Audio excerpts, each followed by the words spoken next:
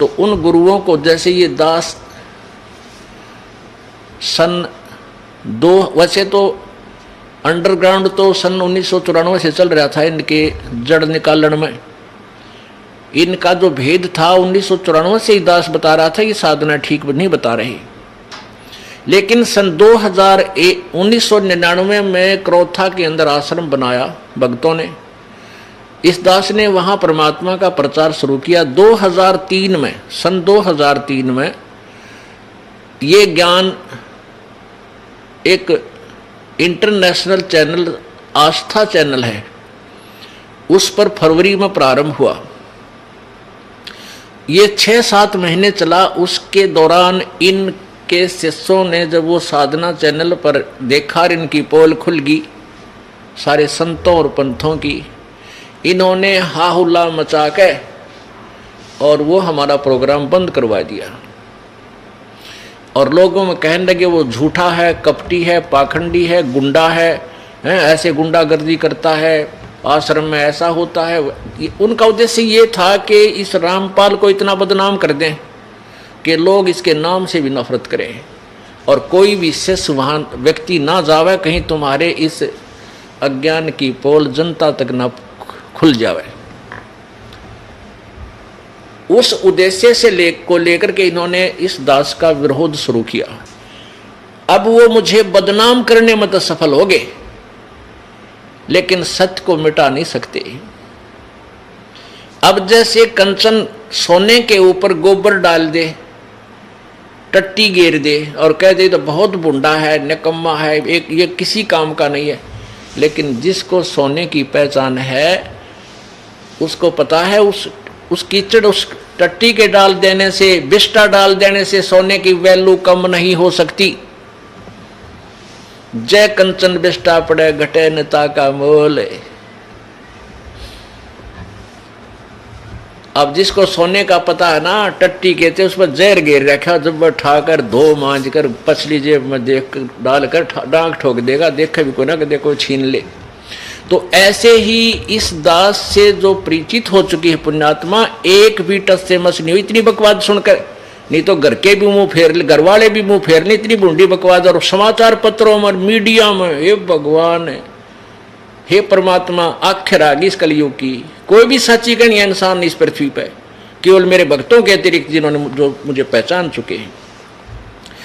इसलिए यही कारण है कि जो मीडिया को ज्ञान हम एक नंबर का अच्छी आत्मा मानता था ये दास, नो कहा करते भाई ये बात के समाचार पत्रों में आ गई है तो सही पावेगी, सच्ची होगी। अब हमें पता लग गया है कि समाचार पत्र सच्ची लिखना जानते ही नहीं। हाँ, उनकी लिख सकते हैं जिनका दबाव है इनके ऊपर, राजनेताओं की या पैसे के पुजारी हैं ये लोग, जहां इनके अच्छे पेपर बिकते सके बिक जाए, उनका कुछ भी लिख सकते हैं। तो पुण्यात्माओं, ये भगवान से बड़े नहीं है, ना राजा है ना कोई अन्य व्यक्ति है जो वैसे काज कितना ही अपना मुंह फुलाए फिरा रहे। समय आने पर देखना इनकी क्या दुर्गति होगी। आने वाला वो समय दूर नहीं है। ऐसा जुल्म फैल गया जनता में, भाई ने भाई देख कर राजी नहीं, बाण भाई का प्यार नहानी, पैसा पैसा नजर आता है, या बकवादें आती हैं, डीजे, शराब पीना, सरेआम बहन बेटियों के साथ बदतमीजियां होनी। ये समाज बना दिया नकली संतों ने। अब इसको सुधारना है, इस तत्व ज्ञान से सुधरेगा, 100% सुधरेगा, क्योंकि सब दुखी हो चुके हैं। अब एक से एक बढ़िया टेलीविजन बना लिए, दिन रात गाने, फैक्स, ये क्या बोलना है, FM के, और टेलीविजन, इसमें मोबाइल छोटा सा, इसमें पूरी फिल्म 3-3, 4-4, 10-10 घंटे की बकवाद भर के, और सब देख देख कर छक लिए। क्योंकि ये आत्मा की खुराक नहीं और मन की सेटिस्फेक्शन हो ही नहीं सकती, चाहे कितना कि मैं बना ले। आप एक गाना बढ़िया सा चलता है कोई फिल्म में, एक बार तो सब के मुंह पर वही होता है, और हफ्ते पीछे वो कहीं चले तो भी अच्छा ना लगता। तो इस प्रकार एक समय ऐसा आएगा, इन बकवाद सब छक लेंगे, और किसी के कैंसर, किसी के ब्रेन ट्यूमर, किसी के फेफड़े गल गए, किसी के अधर्म मारेगा, किसी को मेंटल हो जाएगा, टेंशन। तो ये सारे की ब्रेनमेटी होगी। जब ये भौतिकवाद के परेशान किए हुए फिर आध्यात्मिकवाद को ग्रहण करते हैं, फिर ये सीधे पूछड़ होंगे इनके, जब आएंगे भगवान भी बजेंगे, ब्रह्म माटी करवा लेंगे, तो फिर ये समाज सुधरेगा। इस ज्ञान को सुनेंगे, इस आध्यात्मिक इस तत्व ज्ञान के बिना और कोई भी ज्ञान ऐसा नहीं जो पृथ्वी पर शांति पैदा कर सके या माया से मन हटा सके, और साथ में परमेश्वर पावर हमारे साथ होगी, तब ये मन टिकेगा। तो प्रसंग चल रहा था कि ये इन संतों पंथों के पास ना तो कोई वर्ड पावर है, ना इनका आध्यात्मिक ज्ञान श्रेष्ठ है, जिस कारण से समाज जो पुण्य आत्मा पहले अच्छी आत्मा थी वो भी गिरावट में आने लगी, क्योंकि उनको जो भगवान से मिलने वाला लाभ वो लेने गया था प्रभु से, वो मिला नहीं। फिर कोई तो मिलावट करने लग गया, कोई दूध में पानी गिर गया सेठ बनने लग गया, कोई और तरीके से, कोई रिश्वत लेकर, कोई कुछ करके, कोई कुछ करके, कोई 2 नंबर के धंधे करके सेठ बनना चाहता, कभी नहीं बन सकता। अब जो चोरी ठगी या मिलावट रिश्वत आदि डाके मार के जो धनी बनना चाहता है वो परमात्मा के विधान से अपरिचित है। मासा घटे न तिल बधे, विध ना लिखे जो लेख, परमात्मा के द्वारा लिखा गया प्रारब्ध उसमें कोई भी परिवर्तन नहीं कर सकता। ना श्री ब्रह्मा जी, ना श्री विष्णु जी, ना श्री शिव जी, ना परब्रह्म, ना परब्रह्म, केवल पूर्ण ब्रह्म कर सकता है। वो परम अक्षर ब्रह्म कर सकता है जो कंप्लीट गॉड है, जो पूर्ण परमात्मा है। तो जब जो प्रारब्ध आपका लिख दिया उसमें कोई परिवर्तन नहीं हो सकता। कब तक? जब तक आप परम अक्षर ब्रह्म की भक्ति और परम संत से लेकर नहीं करोगे, गुरु बनाकर नहीं करोगे।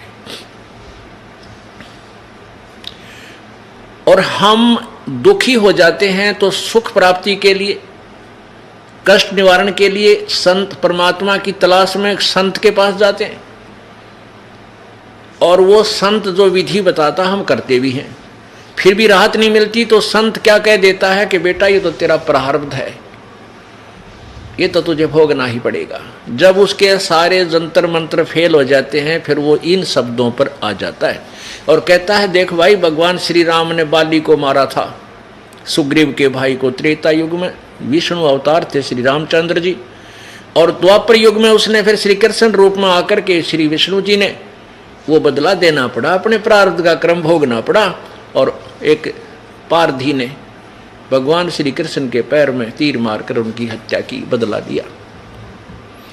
फिर हम वहां संतुष्ट हो जाते क्योंकि हमें ज्ञान था ही नहीं।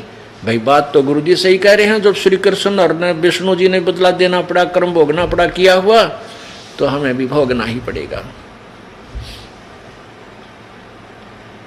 अब पुण्य आत्माओं, फिर भगवान की आवश्यकता क्या रहेगी? जब हमें जिसे हमारे कर्म में फूटे फाटे उनमें दुख ठाना है तो भगवान की क्या आवश्यकता रहेगी? अब हम मकान क्यों बनाते हैं, झोपड़ी क्यों डालते हैं? किस लिए डालते हैं? कि आने वाली प्राकृतिक आपदाएं से बचावे। अब जब तक वो झोपड़ी हमारे पास नहीं है तो ओले पड़ेंगे, वो भी सिर में लागे, बूंद वर्षा आएगी वो भी सारे कपड़े भेजे साफ सब कुछ कंडम कर दे, आंधी आ गई सो सब उठा पुटा के इधर फेंक के चाहती रहे, सर्दी व सतावे, गर्मी भी सतावे, यानी सब कुछ ऊपर ही गिर रहा है। तो वो बचाव के लिए वो हमने जो साधन बनाया है वो उनसे बचाता है। तो ऐसे ही परमात्मा की ओट, पूर्ण ब्रह्म की जो ओट है, वो जो हमारी मदद करता है, वो कर्म के जो प्रारब्ध के जो आपदाएं हैं उनसे ऐसे बचाता है जैसे मकान झोपड़ी बचाती है। और जिनके पास जो स्वयं ही बांग पिए पड़े हैं और दूसरा ने भी एक घुट्टी दे दी है, ले तो विले बस गए, ये हो सकता नहीं। अब नशा है तब तो कहीं पड़ा रहे, लेकिन उतने पे अच्छा तो फिर सारा पता लगेगा, सब कुछ नुकसान भी हो चुका होगा। तो ऐसे ही हम अज्ञान रूपी भांग के नशे में अज्ञानी संतों के पास जाकर उनसे वही भांग लेकर पी लेते हैं, वही अज्ञान में हम अटके रहते हैं। लेकिन फिर भी मन नहीं टिकता, साहूकार बनना चाहता है, वो चोरी शुरू करता है।